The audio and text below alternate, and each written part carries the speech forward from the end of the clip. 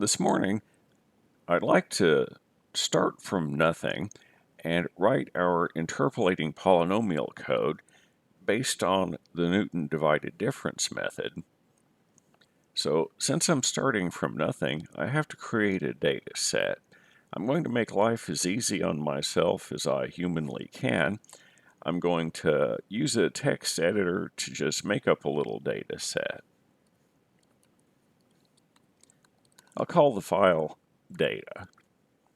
I think I'm going to have n equal 3, so I'll put the 3 in. The indexes on my x and function values are 0, 1, 2, and 3, so I'm going to need 4 of them. So I'll let x be negative 1. Using y equals x cubed, y will also be negative 1. If x were 1, 1 cubed is 1. If x were 3, 3 cubed is 27. And if x were 5, 5 raised to the third power is 125. There's my data set. So I'll save that out to the disk. To begin writing my program, I'm going to do something very simple at first and then add more features in.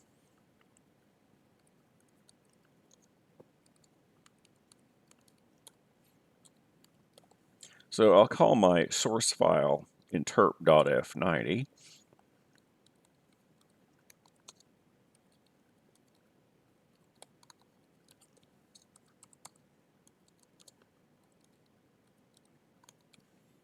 Now, the program statement is optional, but the end is not, so I might as well go on and put those in here at the beginning. We don't want any default data types, so I'll put implicit none in. Obviously, I'm going to need an integer to hold in the value that's the biggest index that shows up in my data set.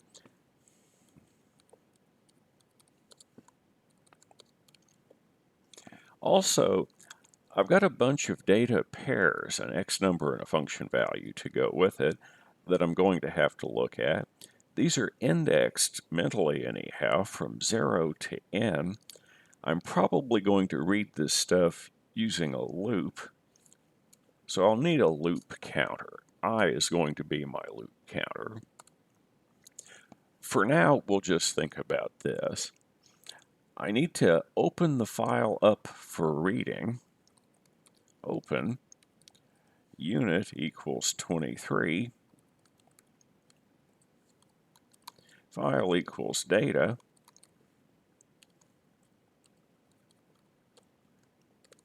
And since the file already exists, I'll make its status old, which means it's illegal to write to it right now. It can be read from, though, and that's what we want. And I see I have a typographical error. Rather than letting the compiler catch it, I may as well fix it myself. Eventually, we will want to close the unit.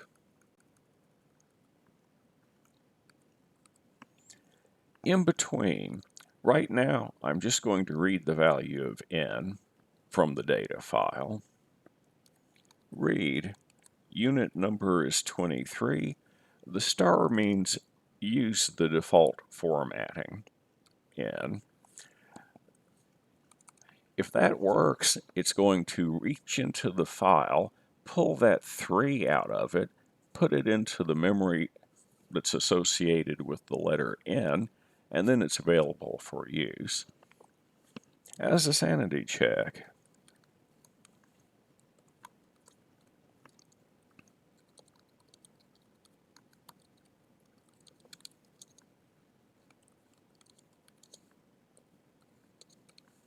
I like to put an extra space after the last word of is here, last letter of is, because that makes it a little bit easier to read.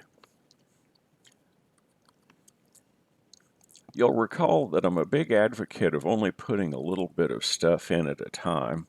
especially if you're not familiar with the language, because this keeps you from getting buried under a ton of error messages. By only putting a few things in at a time and fixing that semicolon that I accidentally typed, there are no syntax errors. That doesn't mean the code's right, it just means the compiler was able to convert it into executables. However, as you can see, it read the 3 correctly.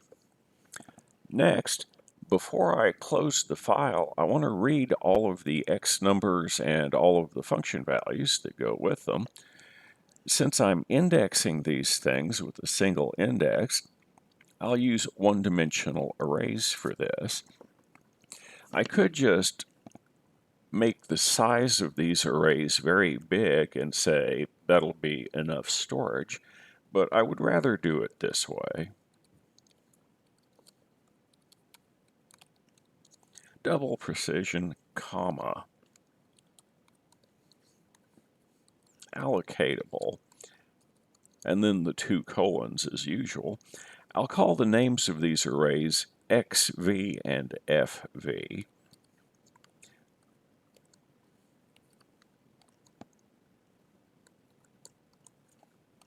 When the compiler sees that line, it's going to know that XV and FV are one-dimensional arrays, but it isn't going to know how big they are or how the indexing should be done, and it hasn't set aside any storage for them yet. At this stage of the program, really it can't because we haven't read N yet. After doing that, though, we now know what the biggest index in the data set is, so allocate the memory that we're going to need.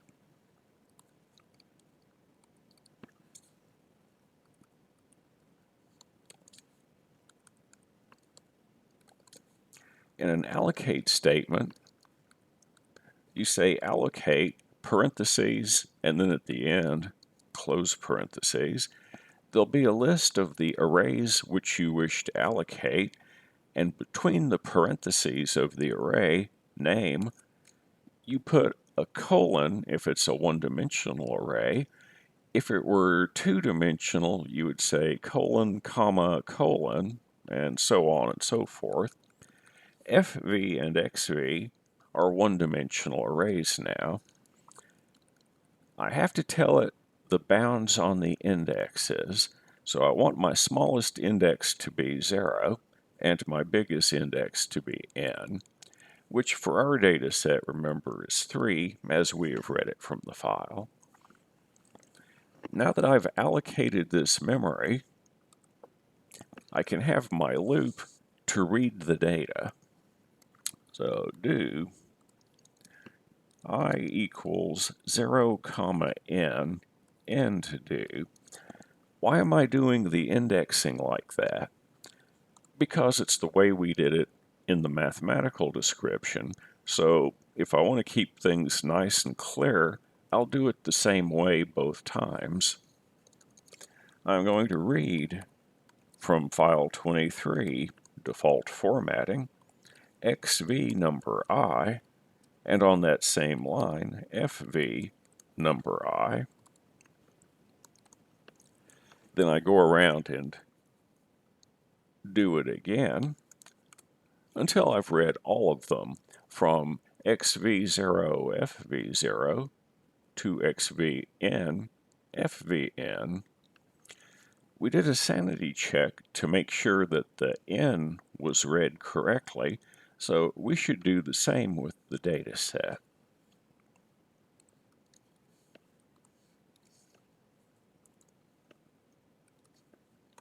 I'm going to print a blank line on the screen so things are not so crammed together.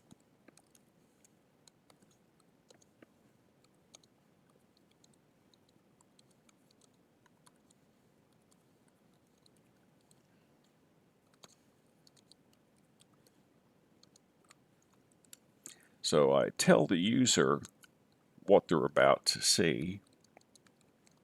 Do I equals 0 to n. int do, I'll just use print star, comma, to send stuff to the screen. I'm going to print out the x value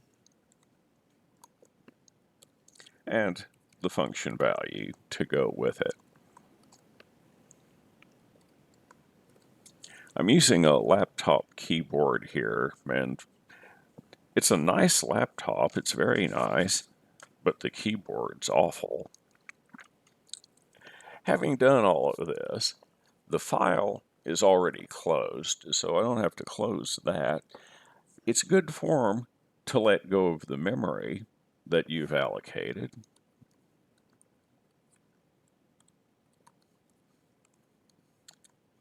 I'm going to deallocate xv and fv.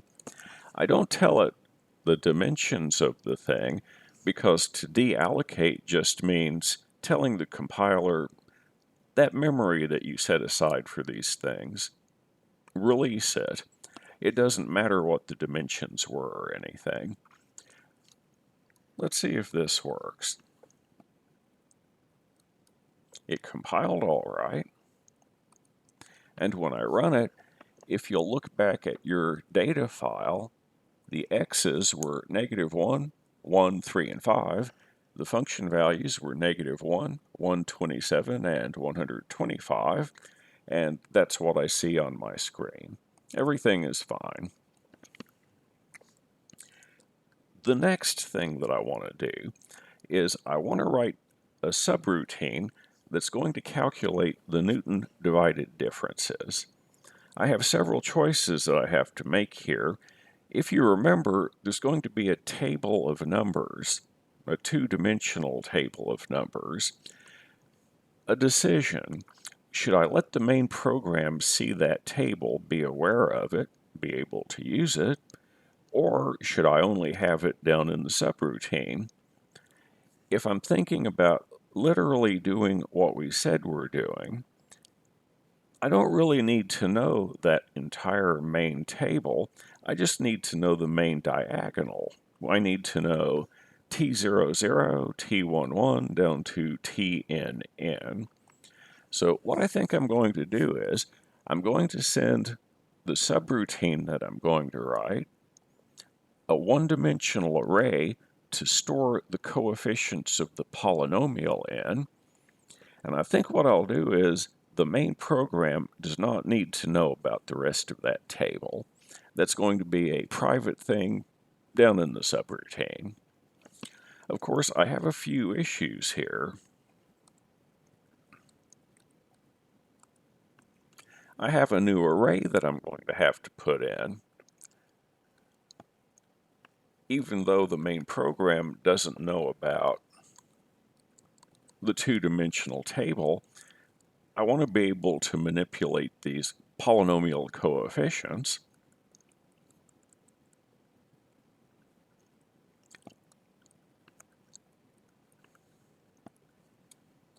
I've made the A array allocatable,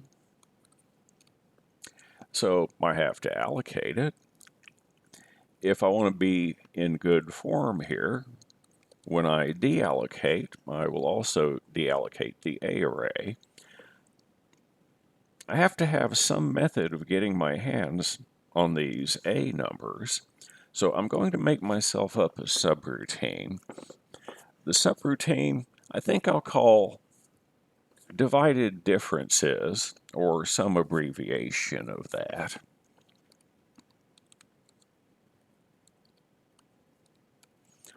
Diff, that ought to do it. What does this routine need to know? It needs to know the size of the problem, the biggest index. Obviously, it's going to need to know the x values and the f values.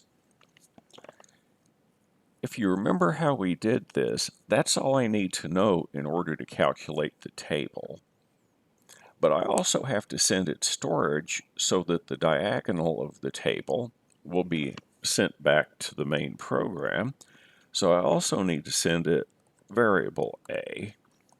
Now, I can't try to compile this right now because it's going to complain that there is no subroutine called div def. So what I'm going to do is this. I'll make up a dummy routine. I'm going to copy that. I'm going to go down to the bottom, and after the end of my program,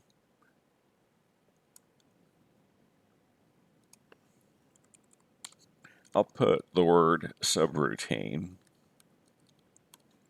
there.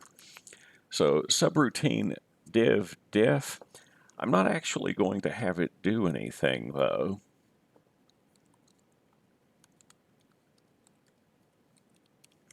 And I want to see if there's any syntax errors. One thing that it could complain about is down in the subroutine div def, I haven't told it what N, XV, FV, and A are like. So the subroutine doesn't really know anything. On the other hand, there's that implicit stuff, so maybe it won't care. Oh, I've got a syntax error in the allocate statement. So it certainly didn't like that. I think I'd hit return and accidentally moved a parentheses down to the next line, and then took it out because I thought I'd accidentally typed an extra one. So it's not complaining about that anymore. It is complaining about type mismatch XV. The original program said it was double precision, and it's thinking here that it's single precision. So that whole A through H, O through Z thing is catching me here. That's all right. I'm going to take the declaration for those variables. Actually, while I'm thinking about it, I might as well grab all of this stuff, copy,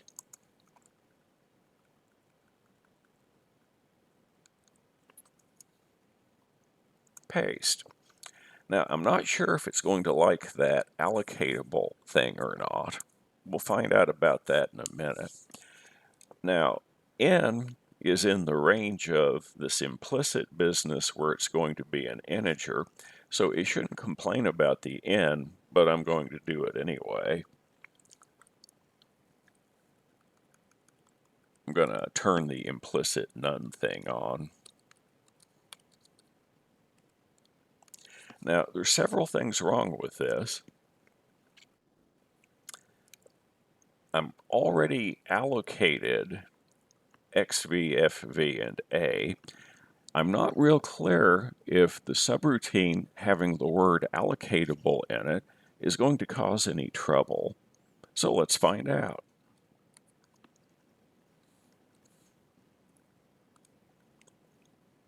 Div diff, explicit interface, allocatable argument. It didn't like it. So down in the subroutine, the reason I'm doing this is I already knew how it was going to go. I once had somebody say, I don't want to try writing a program until I'm absolutely certain about absolutely everything. You'll never get anything done with that idea. Only in Star Trek do computers explode and stuff when you type stuff they don't like. I already know it isn't going to like this either because I still haven't told it how big these arrays are. In the main program, we declared these to have indexes that go from 0 to n. I think this will compile just fine now. And if it doesn't, we'll fix whatever the error message is. Works fine now. Of course, the subroutine doesn't do anything.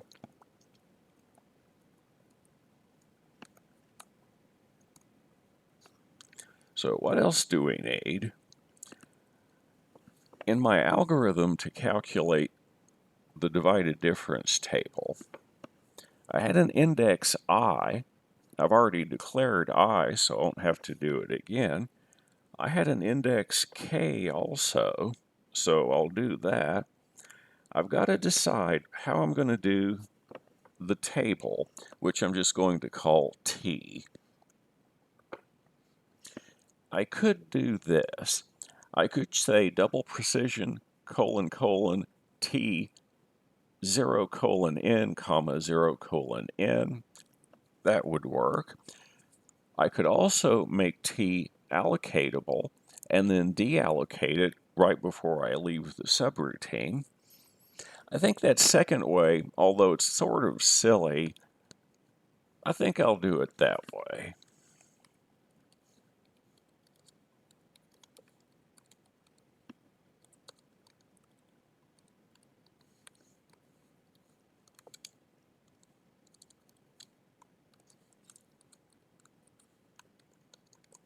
So T is going to have two indexes. At the moment, there is no memory associated with T.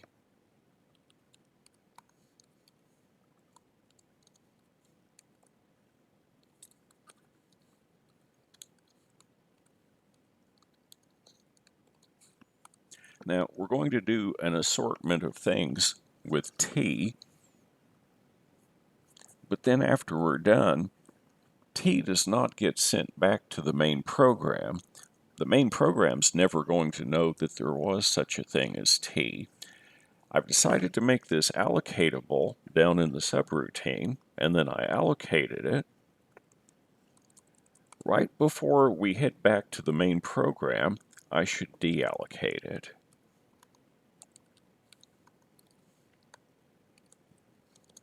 And just like with XV and FV up in the main program, I don't have to tell it how many indexes T takes. I don't have to tell it what the indexes can be. I just say that thing named T, it's got memory associated with it. Turn loose of that memory. As always, I put a few lines of code in, and it didn't like that at all.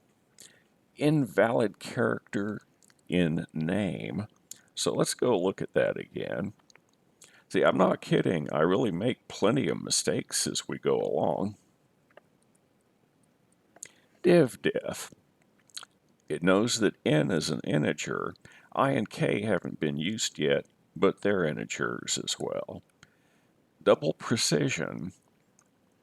X values 0 to n. F values 0 to n. A values 0 to n. Double precision allocatable T. And my syntax error is that is not the way we do the allocate thing. Double precision allocatable colon colon T, and then T open parentheses colon comma colon tells the computer that we have a two-dimensional array. That was an actual mistake.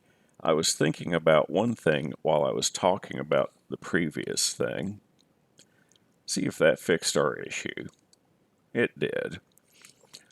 Now, of course, subroutine diff doesn't actually do anything yet.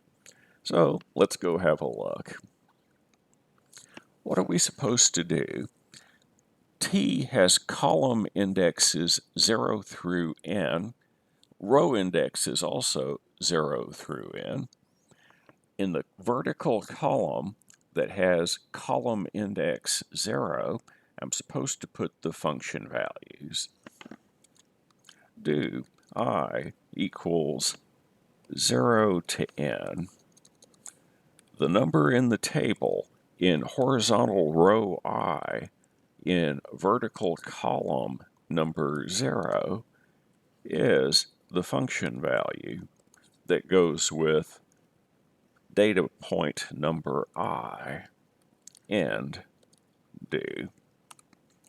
Now, if I were extremely paranoid, I would compile again, but I don't think there's anything much that I could type wrong on that one.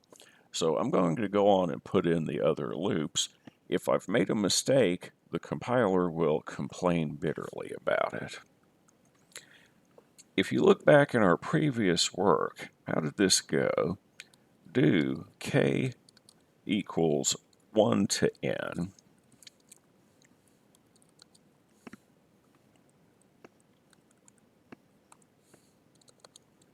Do I equals k to n. Now, the index pattern is the same pattern as it was in Neville's method, but we're not doing Neville. We're doing the divided difference thing. So T row I column K is something divided by something else. The thing upstairs is the T number, the table number that's in the same row but in the preceding column. I have to subtract away from that the T that is in the preceding row but moved, the preceding column and also the preceding row. So I got to have row index I minus 1 and column index K minus 1.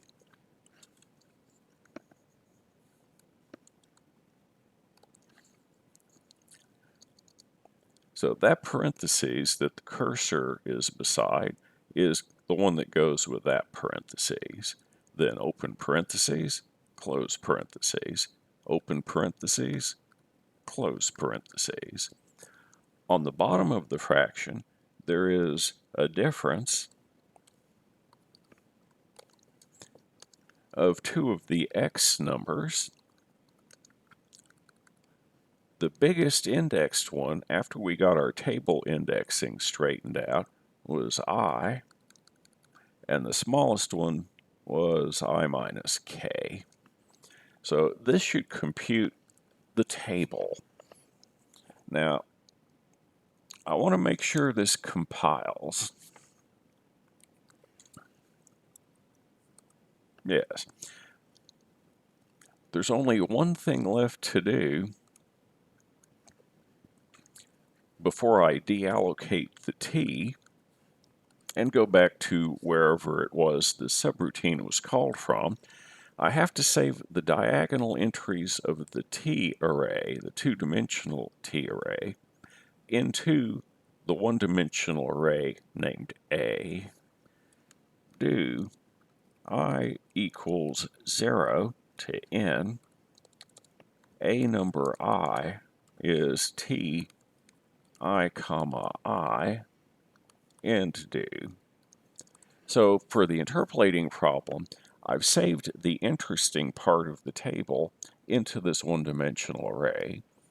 Then I deallocate the two-dimensional array t and go back where I came from. So let me compile this, make sure there's no syntax errors or anything. There's not. I do want to make one little change here, though. When we go into this subroutine, n is the size of the problem. I don't want n to change its value in this subroutine. If I made a typo and was altering the value of n, that would lead to mass confusion. So what I'm going to do is, I'm going to say integer, comma, intent, n, but now I have a slight problem to fix. N is unchangeable, and I want it to be unchangeable. I and k, though, are loop indexes, for one thing, so they're going to be changing, and also intent n means that I've brought them in and can't change them, so this would cause a syntax error, I bet. Let's see. Yes. And see, there's lots of errors looking there, when in reality the problem is I and k should not be on that list.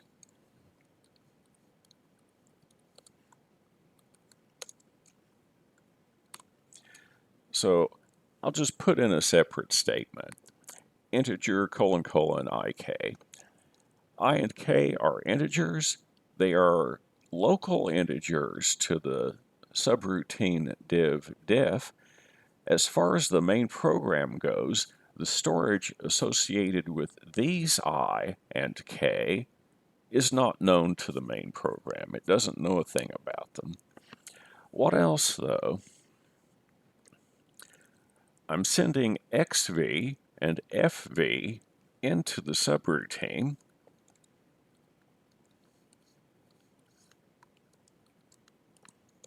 So I don't want xv and fv to be altered either. So as a way of a safety guard, I'll do intent in, but see, it's the same deal. I do want to be able to change a because that's where I'm sending the results back in. So I'll just make a new line.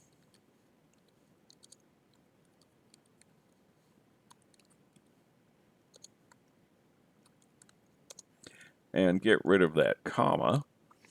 So the subroutine now knows that A is a double precision array with indexes 0 through n, but the lack of the intent in statement means that I can alter A. I can store stuff into it that's calculated in this routine, which I certainly want to be able to do because that's how I'm going to communicate my answers back to the main program. Let's see if I made any typos. Apparently not.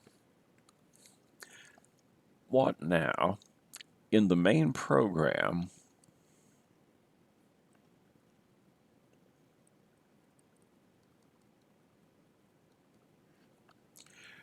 right before the end, right before I deallocate all my memory and say end program, I want to print out the results from the div diff routine.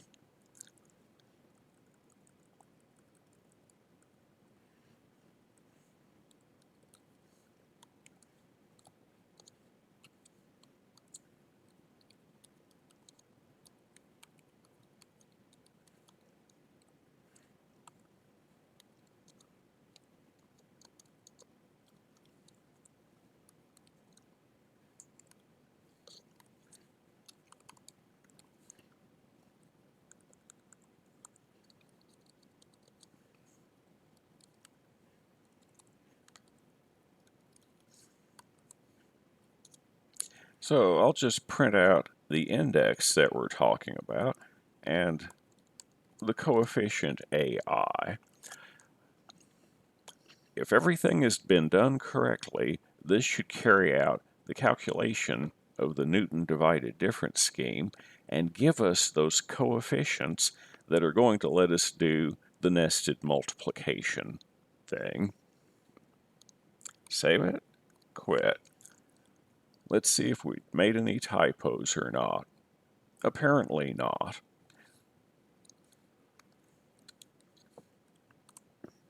Allegedly, the divided differences are -1, +1, 3, and 1.